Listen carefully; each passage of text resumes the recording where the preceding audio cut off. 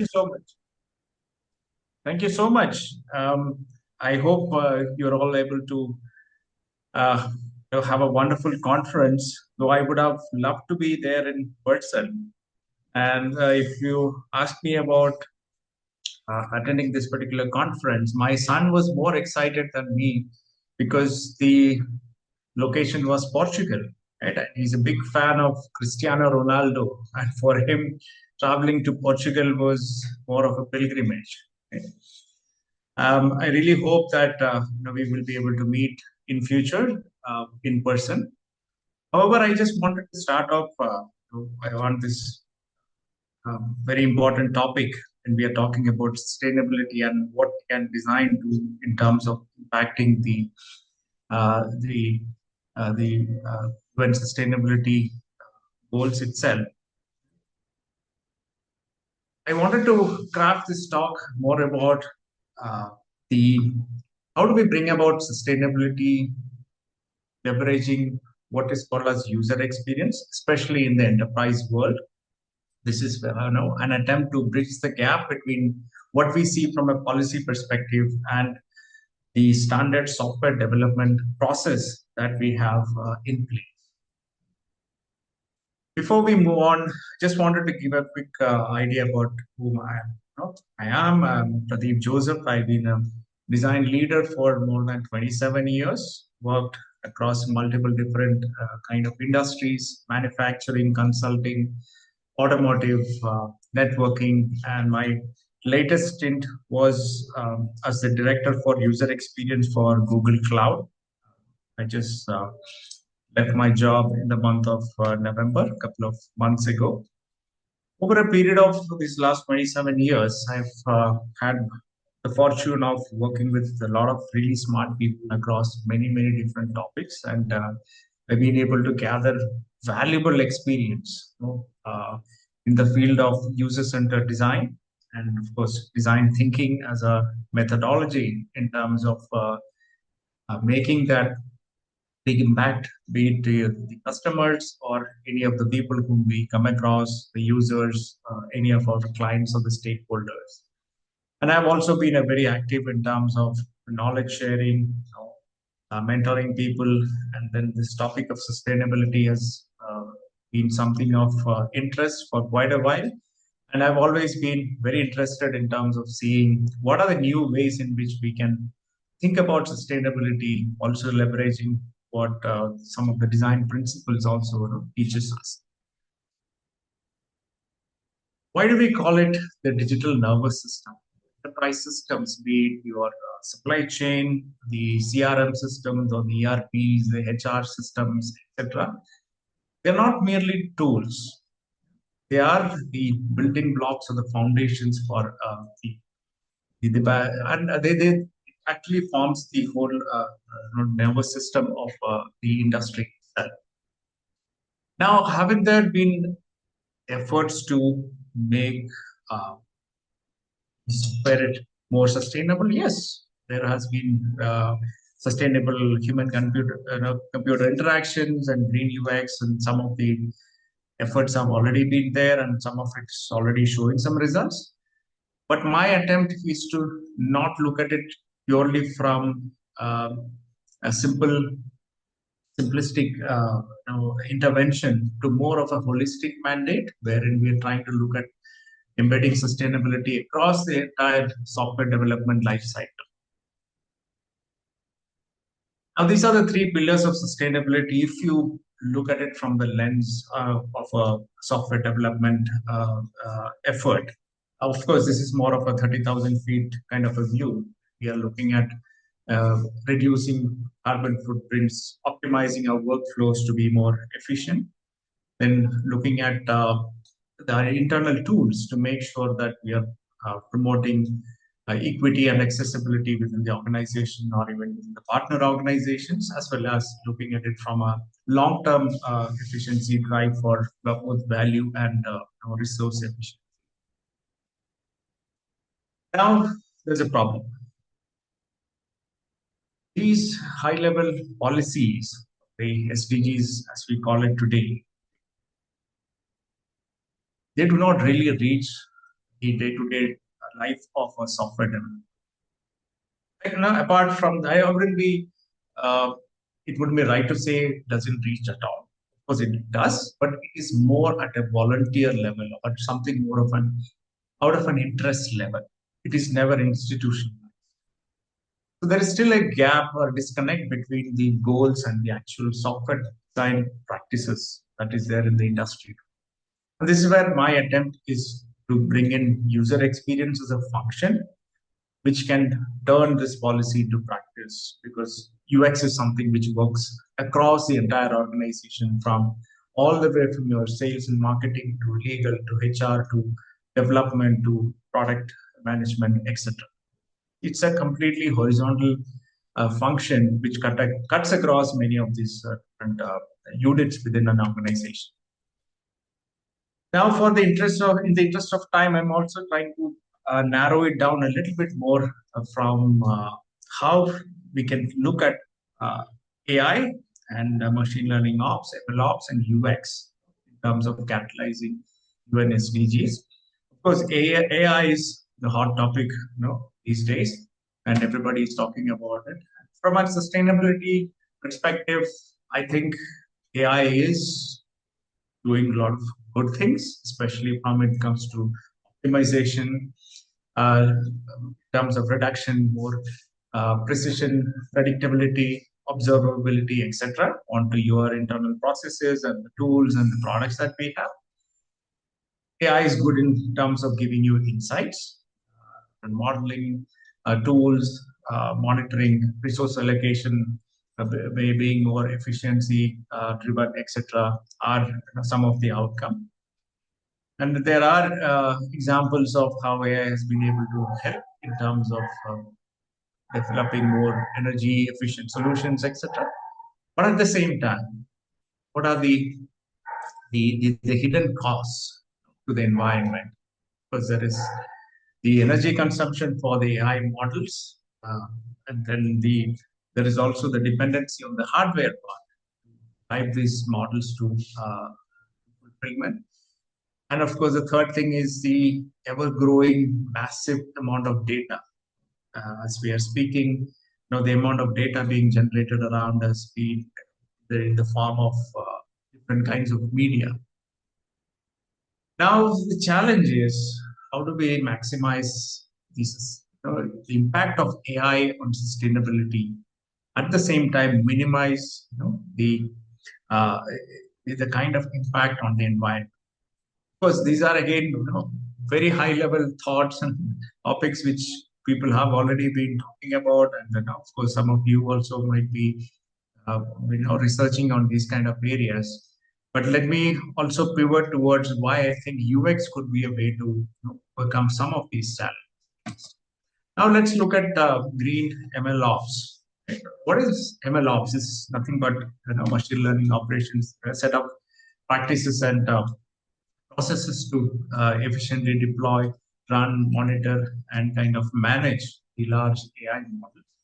Now we are talking about making them more green, right? To incorporate more of the sustainability throughout the AI lifecycle, not just at one point or the other, with the goal of minimizing the carbon footprint and the reducing the overall consumption of AI system. Some of those areas could be, carbon aware training, scheduling of workloads, off-peak times, or looking at where energy is supplied by renewable sources, etc. Developing more efficient models, which will take some of those load away from the energy part of point of view. Looking at better hardware, energy efficient hardware, and even some of those edge computing devices, which takes away the need to ping the cloud back and forth for data, and then have more of the computing done at the local level. Again, help in terms of reducing the energy consumption, as well as the life cycle monitoring, tracking, and reporting very accurately in terms of the data, right from inception to development to deployment, and the back and forth. But of course, there is a trade-off. How much can you optimize without affecting the performance and the accuracy of the model. So these are again, emerging areas, and by no means I'm expert in any of this AI or ML ops from a deep technical perspective. But at the same time, this is where I wanted to come back to with respect to UX as a bridge could, between the UN Sustainable SDGs as well as the software development cycle as we know it today. Can UX act as a bridge? Can we deploy some of those diamond tested UX methods in terms of helping us the cause of driving our sustainability action within the organization? Well, some of the ways in which UX is already been acting in those who are in the field of software UX design know that UX the designers are very good in terms of storytelling, right? Breaking down the complex tasks or the data in terms of more of chewable, digestible, smaller chunks, which could be in a way of translating the data, something which is more relatable and meaningful to the end users, which helps them to understand the topic a lot more better. Second would be in terms of guiding and nudging the users towards more sustainable choices. So this would work through the UI design of it, helping people to make more conscious choices. Not by no means to say that, hey, you're forced to take one path or the other, just to tell them, hey, by the way, do you know that there is an alternate route available? Now, there are good examples of it already in the consumer world. If you look at, say, something like Google Maps or even Google Flights, they show, well, this if you take this particular route, you're going to save X amount of energy. So these are again smaller nudges and some smaller ways of making the user to make a more conscious choice. Third thing is to have data at the fingertips to help the organizations to track and improve their SDG efforts. This could be through dashboards and other ways, and some companies are already doing it. But then, like I said, right, we need to have a more institutionalist approach. And I strongly believe that without having a good user experience, the most sustainable AI or ML ops strategies are not going to go too far, because end of the day, we are all human beings. We all look for a very easy, intuitive way of dealing with our daily tasks, and that is exactly where UX comes into play. Now let's look at some concrete examples of where UX can help and tying it to some of those SDGs. Like I said, the small nudges, making people aware of alternate options or what are the things available in front of you, the choices that you made. For example, in terms of the supply chain, can there be better information in terms of the preferred suppliers or highlighting more of energy efficient routes, and then showing also some of the historical data in terms of why and how this really helps in terms of the overall meeting the sustainability goals, etc. While AI and ML ops, they could play a role in terms of the predictability, waste reduction, and some of the ops, the operations, ensuring that the system and the model itself is becoming efficient on a daily basis. Then coming to from an energy perspective, it could be more of visualization of real-time consumption with some of the action items also built in. Not enough to just show that, hey, that's X amount of energy we overconsumed here, without having an option to take an action on it. These are again things which I've also seen happen in parts. There are some efforts to do this already in some of the enterprise, right? And from an AI and ML ops point of view, optimizing systems based on maybe occupancy, you know, even if I relate to the data storage, right? How data uh, storage optimization, scheduling of workload, and these are again areas wherein AI and ML ops can really help. Coming to one more area, which is I believe is not given enough of importance when it comes to accessibility and inclusivity, making sure that the human part of the human aspect of um, ensuring there is equal representation of people from different parts of the world, could be the different you know, uh, uh, types of users, user groups, etc., as well as the some of the labor, the practices, the labor practices in supply chain management, etc. This is exactly where AI can play a very big role in terms of showing us the data as well as giving us options and suggestions to have more unfair, equitable representation for the kind of target users and the target markets that we are looking at. Now, these are again some quick examples, because, like I said, these are again high level thoughts and ideas, and some of it is, like I said, is already been implemented in many organizations. Now, we are reaching that place where we need to really look at bringing everybody together. We have to look at a very clear synergy between AI, green ML ops, as well as humans.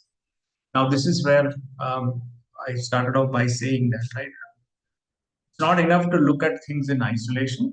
It's very important that we look at it from multiple points of view and look at it more from a holistic mandate.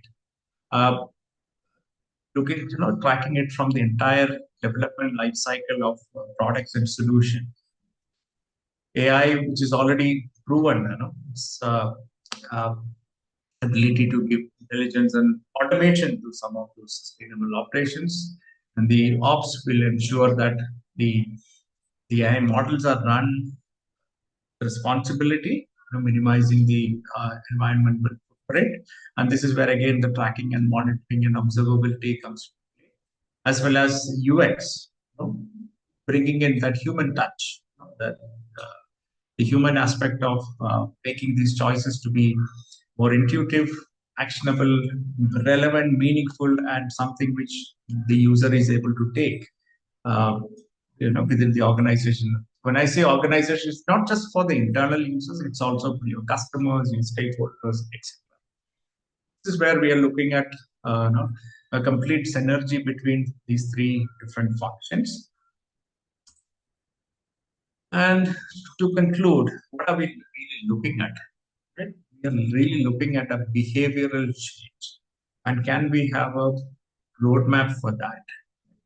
Looking at sustainability, not from a volunteering act to a more of a process-driven approach, which means some of the sustainability measures have to be put in within your agile and DevSecOps, the development operations processes within the software development industry. And these are the 4 steps I think we should all be looking at if we are trying to bring in an institutionalized method for bringing in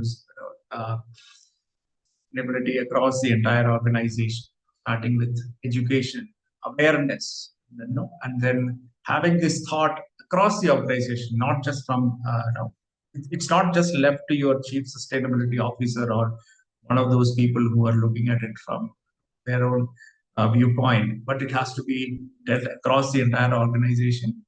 There should be very clear metrics for whatever you are deploying, as well as the impact on the environment. And this is again where UX can really help in terms of making things more evident, meaningful, and representation for data. And then having those the behavioral changes done through nudges and then gentle prodding for users to choose more wisely and more consciously, and then bringing in also the governance to make sure that there is the right framework to take it on for ongoing responsible development. This is what I wanted to share with you all today. And this is something which is a very dear topic to close to my heart. And I'll be more than happy to have more of interactions with each and every one of you. And hope we all meet sometime soon in person. Thank you. Thank you. Thank you very much, Mr. Pradeep, presenting this research, and we hope you will be join with us in next year event in person. And before that, I need to we have some one thing to clarify, not the clarify, just because of you are working in Google and that kind of international organization. So I need to ask one thing. In the robot bot, when we do in the website, with the company website, there are more bot are coming to our systems, and they are normally we will see the actual website visitors are 10, but when the bot it's currently around 100 it's more than one. So that kind of bots are coming, and our data and those all the things are take by the acquired by the companies to analyze their cookies and everything. So for this kind of thing, how company sustainability, because we are as a company we are trusting the internet, not trust, but we are using as a tool to our business.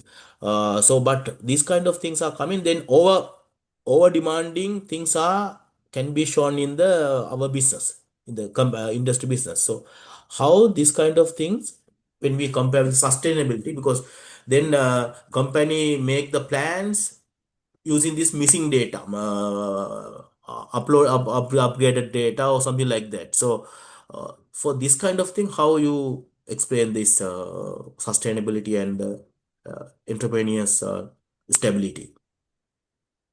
Okay. So I think there are multiple aspects to your question. First of all, I'm not representing Google. I'm no longer with Google. I'm moved out of the company. But this is again an ongoing challenge.